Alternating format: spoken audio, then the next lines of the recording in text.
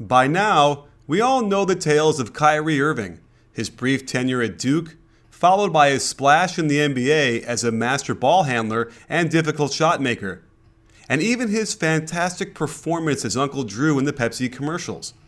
I came up during the real time, watching the Big O, watching Wilt, watching real balls, get buckets. But what you may not know is how closely associated he is with LeBron's decision to leave Cleveland and take his talents to South Beach, and then his redecision to come back home to Ohio to lead the Cavaliers to a championship. It all starts in Los Angeles in 2011, where Vinny Del Negro had convinced the Clippers to hire him after leading the Bulls to 2 mediocre years in Chicago, including a couple of altercations with management over playing time for then budding star Derrick Rose and future Defensive Player of the Year Joakim Noah. Not much had changed for his coaching fortunes in Los Angeles, as he led a hodgepodge of players to a 30-52 record during the 2010-11 season. Picture Baron Davis running point, throwing alley-oops to a young and explosive Blake Griffin. A long pass, a 45-foot alley-oop pass. DeAndre Jordan started at center and was slowly finding his way as a rim protector and dunker extraordinaire. But Davis came into the season woefully out of shape, his surgically repaired knees ailing under the strain. In the background was Clippers owner Donald Sterling, whose taped racist rant wouldn't be released for 4 more years, leading to his ouster from the NBA. Hispanics feel certain things towards blacks. Blacks feel certain things towards other groups. It's been that way historically, and it will always be that way. But he would sit courtside and yell at the players, particularly Baron Davis. "You're out of shape," he'd yell. Or, "Why did you take that shot?" And according to Davis himself, Sterling referred to him as a bastard, the devil, and crazy. No wonder the team struggled, and besides being an awful slumlord and racist, Sterling was a notorious cheapskate. During the lockout before the 1998-99 season, he didn't replace fired head coach Bill Fitch for 6 months to save money. When assistant coach Kim Hughes was diagnosed with prostate cancer, Sterling refused to cover his medical bills. Players Corey Maggette, Chris Kaman, and Marko Jaric did.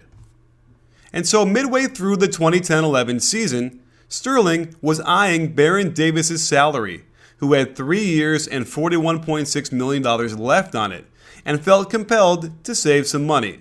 Meanwhile, the year before, we had this strange scene. In this fall, I'm going to take my talents to South Beach and join the Miami Heat. The Cavaliers, reeling after the departure of LeBron James, were willing to part with former All-Star Mo Williams, who made it clear his best numbers were a result of playing alongside the King.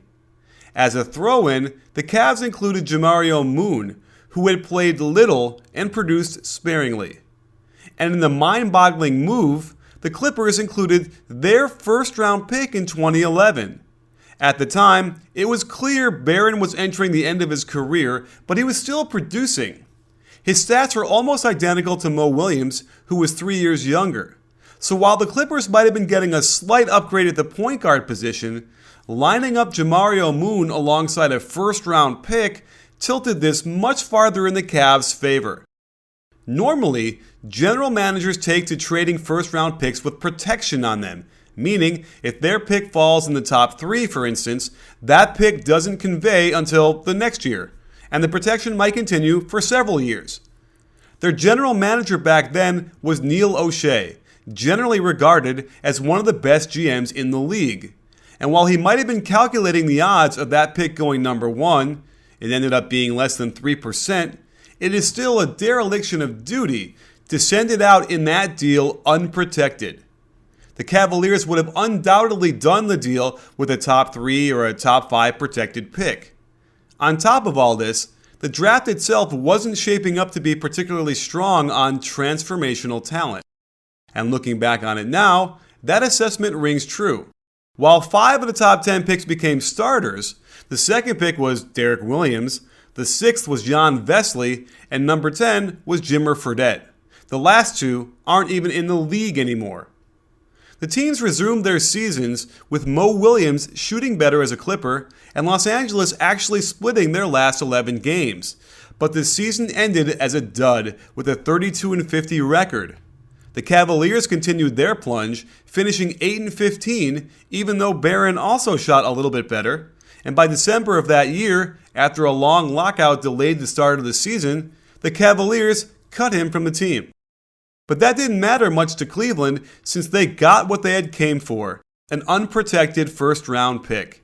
And as the ping-pong balls kept getting picked to determine the order for the draft, that less than 3% chance of the top pick started looking more and more likely.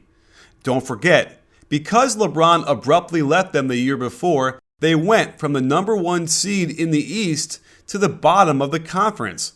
Suddenly, they were in rebuild mode, hoping that they could resurrect themselves in time to win a title before LeBron did in Miami, as famously detailed in owner Dan Gilbert's Comic Sans letter. With their woeful 1963 record, their own pick locked in at number 4, and we can all remember the excitement on Nick Gilbert's face when Adam Silver read who got the second pick in the draft. This second pick will be made by the Minnesota Timberwolves. And that means the number 1 pick in the 2011 NBA draft belongs to the Cleveland Cavaliers. With their woeful 1963 record, their own pick locked in at 4th, we can all remember the excitement on Nick Gilbert's face when they realized they won the lottery. That fateful deal began a chain reaction. With the 4th pick, the Cavs took eventual starter Tristan Thompson. And we all know they took KYRIE IRVING with the 1st pick, a very rare instance where one draft got them 2/5 of a championship-winning starting 5. Of course, there were many steps taken in between the draft and the title, and we'll detail them in the episodes ahead. But it's hard to imagine something so unlikely happening so quickly to a team that had just 1 year earlier been decimated by the decision of LeBron James. But an event that ultimately, in a bizarre twist of fate, led him right back to the Cavaliers a few years later.